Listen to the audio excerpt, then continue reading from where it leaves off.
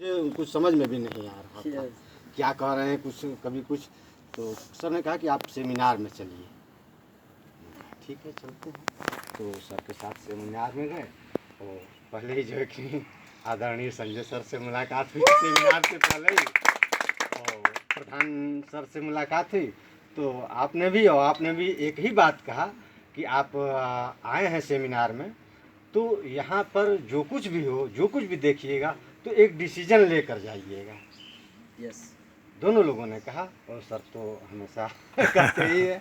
तो क्योंकि 4 घंटा 5 घंटा बैठे रहे सेमिनार में, कभी उतना देर तक लगातार मैं बैठता नहीं। हमारी आदत है, बहुत जगह मार्केट में काम करते ज़्यादा आधा घंटा किसी दुकान पे बैठ जाता हूँ, बहुत होता है। लेकिन बैठे 4-5 घंटा तो मुझे घबराहट होने लगी। तो सर से हमने बोला कि सर मैं जाना चाहता हूँ, जाना चाहता हूँ। लेकिन सर ने कहा कि थोड़ा धीरज रखिए।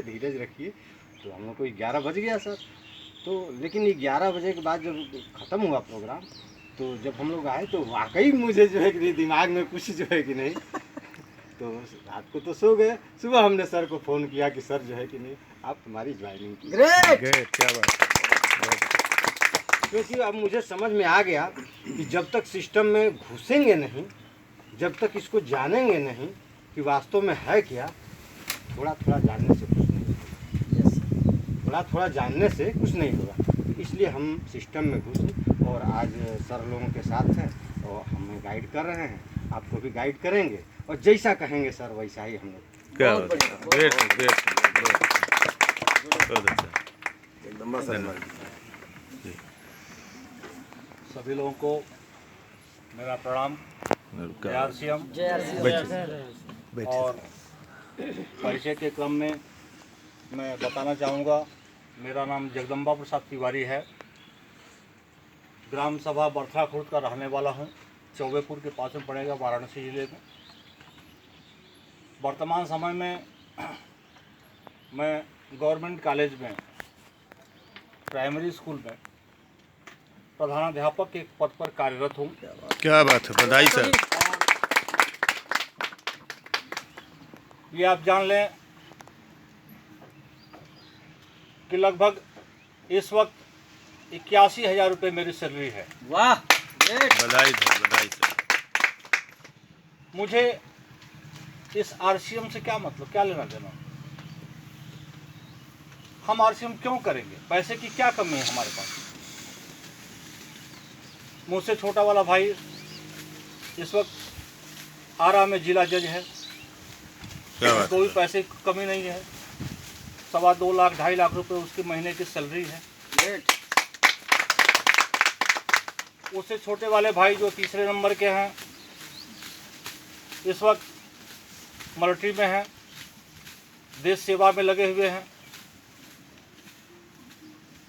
उनसे छोटे वाले जो चौथे नंबर वाले हमारे भाई हैं, वो जूनियर हाई स्कूल में सहायक अध्यापक के पद पर कार्य हैं। उनकी भी लगभग 80,000 रुपये पेमेंट है। तो पूरा परिवार अगर हम मिला के देखें कि लगभग 4 से 5 लाख रुपए की इनकम हमारे परिवार में आ रही है। फिर पैसे की हमें क्या आवश्यकता? आवश्यकता है? नो, नहीं है। लेकिन आवश्यकता है। हमें इस बिजनेस में आने का मात्र 2 कारण समझ में आया। डॉक्टर सत्येंद्र मिश्रा जी और डॉक्टर योगेंद्र प्रधान जी, दोनों लोग सर्वप्रथम मेरे घर पे आए, बात हुई। मैं सारी चीज़ों को रखा, सारे पटल को रखा। रखने के उपरांत हमें लोगों ने कहा, मतलब आप दो लोगों ने, कि नहीं सर ठीक है, आप ज्वाइन मत करिए, एक कंज्यूमर बनिए, सामान को लीजिए, आपका स्वास्थ्य, आपके परिवार का स्वास्थ्य, यहाँ शुद्धता की गारंटी है। सारी बातों को हमने कहा ठीक है। अच्छा, सारी बातों को जब मैं सुना तो चूँकि मैं एजुकेशन क्वालिफिकेशन भी आपको बताना चाहूँगा कि MSc post graduate MSc mathematics से मेरा पोस्ट ग्रेजुएशन है। और क्योंकि मैथ वाला आदमी कभी भी कोई काम नहीं करता लेकिन अपना दिमाग मैथ में चला देता है तुरंत। यस जैसे जो मीटिंग में हमारे संजय सर हैं वो हमेशा मैथमेटिकल बात करते हैं ताकि आप जिस चीज़ को सोच नहीं पाते हैं, कल्पना नहीं कर पाते हैं, वह चीज़ जूम के माध्यम से हम लोग को मिलती है आदरणीय संजय सर के द्वारा। और मैं बहुत ध्यान से सुनता हूँ, लगातार सुनता हूँ।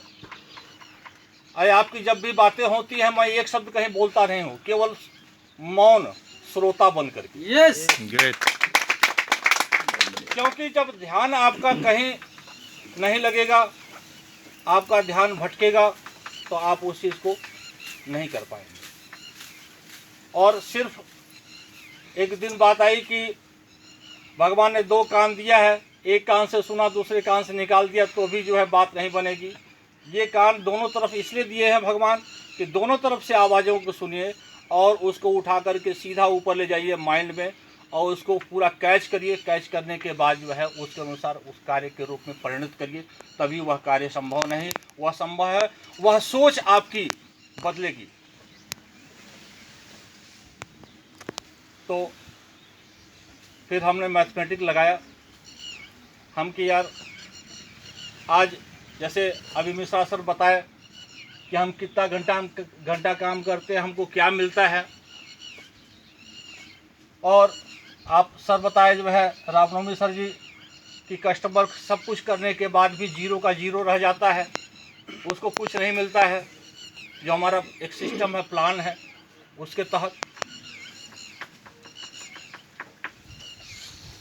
फिर मैं भी सोचा कि मैं आज 80,000 रुपया पा रहा हूँ, कल 1 लाख रुपया पाऊंगा, परसों मतलब रिटायरमेंट के समय 1.5 लाख तक पा सकता हूँ नौकरी में।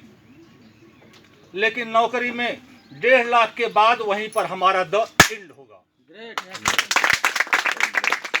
क्योंकि 2005 के बाद से 2004 के बाद से पेंशन बिल्कुल समाप्त है और 2006 का मैं एम्प्लॉय हूँ। वहीं पर पेंशन हमारा इनकम वहीं पर हमारा ब्लॉक हो जाता है। मैं किसी और का नहीं रहूंगा। यस फिर मैं आश्रित होऊंगा अपने बेटे पर। अगर मेरा बेटा लायक निकल गया तो 2 पैसे मुझे जीने खाने के लिए दवा के लिए दे सकता है, अन्यथा अगर वो भी नालायक निकल गया, किसी काम का नहीं रह गया, तो मुझे, क्योंकि वृद्धावस्था बड़ी कष्टदायक होती है। यस बहुत कष्टदायक होती है। 1-1 रुपए के लिए फिर तरसना पड़ेगा। मैं आपको बता दूं, मेरे दिमाग में बात आई कि पेंशन तो सरकार ने कर दी, जिसको मैं 30 साल 34 साल जो है सर्विस करके जिसको अपना जीवन पूरा समर्पण कर दिया, वहाँ बुढ़ापे की लकड़ी हमारी जो है छीन ली गई है। लेकिन यह बुढ़ापे की लकड़ी हमारी आरसीएम हमें प्रदान करने के लिए मेरे साथ तैयार है। मैं क्यों नहीं इसके साथ जुड़ूं? मुझे रहना है तो आरसीएम के साथ रहना है। उसका मात्र कारण है कि जिस दिन रॉयल्टी अचीवर जैसे सर बैठे हुए हैं हमारे सामने, आदरणीय संजय सर हैं, एमराल्ड हैं, अगर आज के डेट में काम अपने स्तर से करना बंद कर दें तो नीचे काम चलता रहेगा, फिर भी पेमेंट मिलेगा। तो यदि हम इसमें काम करते हैं, अपने नौकरी में 80,000 कमा करके भी कस्टमर के रूप में मैं 0 बैलेंस पर हूं, महीने में 20 तारीख के बाद पॉकेट में पैसा नहीं रहता है, अकाउंट खाली रहता है। ग्रेट। ठीक है। लेकिन जब मैं आरसीएम में काम करना शुरू किया, काम कर रहा हूं, काम करता रहूंगा लगातार, तो स्थिति ये आएगी कि हम जो इनकम हमें मिलना है वो लगातार मिलता रहेगा और हमारे बुढ़ापे की एक लाठी बन करके हमारे लिए तैयार रहेगी संबल के रूप में। वह लाठी कहाँ से मिलेगी? मैं कोई अलग से खर्चा करके उसमें नहीं खड़ा रहूँगा। वही 80,000 रुपया जो वहाँ जीरो पा रहा हूँ, वही 80,000 का कुछ हिस्सा आरसीएम में मैं खाने पीने के लिए वहाँ से खरीद रहा हूँ, वहाँ से न खरीद के मैं यहाँ से लूँ और वो वही पैसा मुझे ला करके मेरे जो बुढ़ापे के लकड़ी बने। तो मैं क्यों न जो है आरसीएम को ज्वाइन करके काम करूँ। ये मेरी पहली सोच निकली।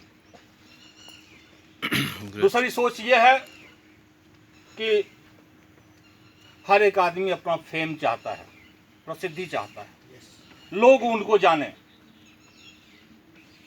लोगों को वो जाने। मैं यदि प्राइमरी स्कूल में अध्यापक हूँ, हेडमास्टर हूँ, बहुत हो जाएगा। जूनियर हाई स्कूल में सहायक हो जाऊंगा, जूनियर हाई स्कूल का हेडमास्टर हो जाऊंगा, उसके बाद रिटायरमेंट होकर घर आ जाऊंगा।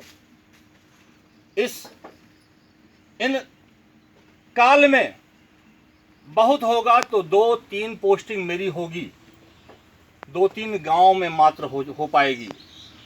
3-4 गांव के लोग मुझे मात्र जान पाएंगे। ठीक है। और मेरा एक दायरा सीमित हो जाएगा। मैं जमनिया में कभी आ जाऊंगा यहाँ पर तो मुझे पहचानने वाला कोई नहीं मिलेगा। लेकिन आज आरसीएम के माध्यम में से आया हूँ, जमनिया में भी अगर आ जाऊंगा तो आप भाई लोग मेरे साथ खड़े रहेंगे। मैं सभी लोगों को धन्यवाद देता हूँ। इस तरह से देश के प्रत्येक कोने से लोग आरसीएम जैसे बिजनेस के पार्टनर के रूप में हैं। अब यदि मुझे कहीं भी आवश्यकता पड़ेगी, मैं एक कॉल करूंगा किसी को, मेरी मदद के लिए 10 हाथ मेरे साथ खड़े हो जाएंगे।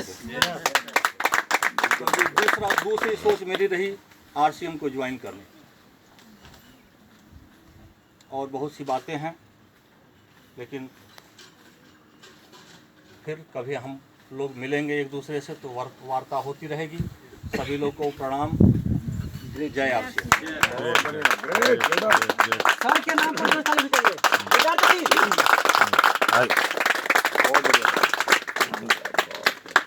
ग्रेट सर, क्या पता चला?